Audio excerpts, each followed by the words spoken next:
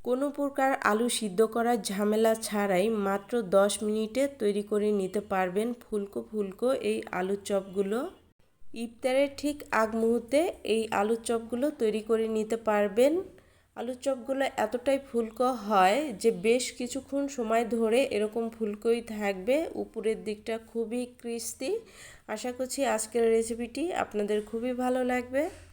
আলুর চপ তৈরি করার জন্য এখানে আমি 3টা আলু উপরের খোসাটা ছাড়িয়ে নিয়েছি। আর উপরের খোসা ছাড়িয়ে নেওয়ার পরেই আলুগুলোকে খুব ভালোভাবে ধুয়ে পানির মধ্যে ভিজিয়ে রাখতে হবে, এতে করে আলুগুলো কালো হয়ে যাবে না। এরপর এই আলুগুলোকে পাতলা পাতলা করে কেটে নিয়েছি। আর কেটে নেওয়ার পর দুই সাইডের যে অংশটা থাকে এই অংশটাকে আমি বাদ দিয়ে রেখেছি। এগুলো কিন্তু অন্য সবজিতে ব্যবহার করা যাবে। দুই পাশের এই অংশগুলোও নেওয়া যাবে, তবে আলুর চপগুলো আকারে অনেক ছোট হবে। আলুগুলোকে আমি ঠিক এভাবে পাতলা করে কেটে নিয়েছি, আপনারা দেখে অবশ্য বুঝতে পাচ্ছেন। তবে এর থেকে বেশি পাতলা করা যাবে না, এর থেকে বেশি পাতলা করলে ভাজার পর কিন্তু আরও অনেক বেশি পাতলা হয়ে যাবে। এরপর পানিটা ঝরিয়ে নিচ্ছি। এরপর এর মধ্যে দিয়ে দিচ্ছি হাফ চা চামচ লবণ। লবণ দিলে আলু থেকে অতিরিক্ত পানিটা বের হয়ে যাবে আর আলুটাও কিন্তু অনেকটা নরম হয়ে যাবে। এরপর এটাকে একটা ঢাকনা দিয়ে ঢেকে রাখবো। আলুর চপ ভাজার জন্য বেসনের গোলাটা তৈরি করে নিচ্ছি। এজন্য 1 কাপ বেসন নিয়ে নিয়েছি আর সেই সাথে হাফ চা চামচ লবণ দিয়ে দিলাম। দিয়ে দিচ্ছি হাফ চা চামচ লাল মরিচের গুঁড়া, 1/4 চা চামচ হলুদের গুঁড়া, হাফ চা চামচ চাট মশলা। আপনাদের হাতের কাছে যদি চাট মশলাটা না থাকে সেক্ষেত্রে কিন্তু ভাজা জিরার গুঁড়াটা দিয়ে নিলেও হবে। এখন অল্প অল্প করে পানি দিয়ে আমি খুবই মসৃণ একটা ব্যাটার তৈরি করে নিব। তবে পানিটা কিন্তু একত্রে দেওয়া যাবে না, অল্প অল্প করে দিতে হবে আর খুব ভালোভাবে হ্যান্ড উইক্সের সাহায্যে মিশিয়ে নিতে হবে। তবে আমরা আলু সিদ্ধ করে আলু চপ তৈরি করার জন্য যেভাবে বেসনের গোলাটা রেডি করি তার থেকে কিন্তু একটু ঘন হবে। এই বেসনের গোলাটাকে আমি প্রায় 5 থেকে 6 মিনিটের মতো হ্যান্ড উইক্সের সাহায্যে খুব ভালোভাবে মিশিয়ে নিয়েছি। হ্যান্ড উইক্সের সাহায্যে 5-6 মিনিট মিশিয়ে নেওয়ার পর এর ঘনত্বটা কিন্তু ঠিক এরকম হবে। এখন এই বেসনের গোলাটাকে একটা ঢাকনা দিয়ে ঢেকে রাখবো। আর এরই মধ্যে কিন্তু আলু থেকেও বেশ পানি বের হয়েছে, আলুর এই পানিগুলোকে ফেলে দিব।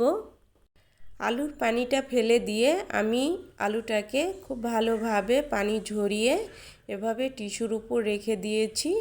আর পানিটা কিন্তু অবশ্যই ফেলে দিতে হবে, নয়তো বা বেসনের গোলাটা আলুর সাথে লাগবে না। আর আগে থেকে যে বেসনটাকে আমি রেস্টে রেখেছিলাম এর মধ্যে এখন দিয়ে দিয়েছি 2 টেবিল চামচ কর্নফ্লাওয়ার, সেই সাথে দিয়ে দিয়েছি 1 চা চামচ বেকিং পাউডার। এখন হ্যান্ড উইক্সের সাহায্যে সব কিছুকে খুব ভালোভাবে মিশিয়ে নিচ্ছি। এরপর এখানে দিয়ে দিয়েছি হাফ চা চামচ রসুন বাটা। রসুন বাটাটা বেসনের গোলার সাথে মিশিয়ে নিয়েছি আর বেশ কিছুক্ষণ মিশিয়ে নেওয়ার পর বেসনের এই গোলাটা কিন্তু অনেকটা ফর্মি টাইপের হয়ে গেছে।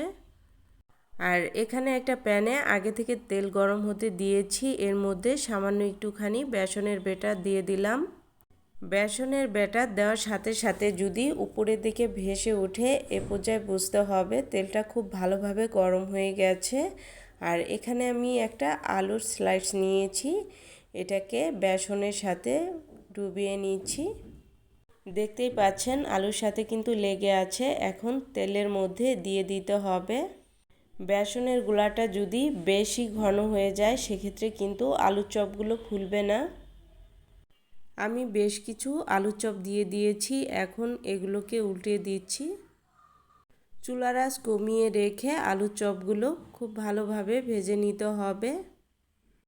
এই তো আলুর চপগুলো ভেজে নেওয়া হয়ে গেছে, এখন এগুলোকে তেল ঝরিয়ে উঠিয়ে নিচ্ছি। একইভাবে সবগুলো আলুর চপ ভেজে নেওয়া হয়ে গেছে, দেখে অবশ্য বুঝতে পারছেন কতটা ফুলকো হয়েছে এই আলুর চপগুলো। ইফতারের ঠিক আগ মুহূর্তে আপনারা এই ফুলকো ফুলকো আলুর চপগুলো তৈরি করে নিতে পারবেন। আর এই আলুর চপগুলো কিন্তু অনেক সময় ধরে এরকম ফুলকোই থাকবে, উপরের দিকটা খুবই ক্রিস্পি।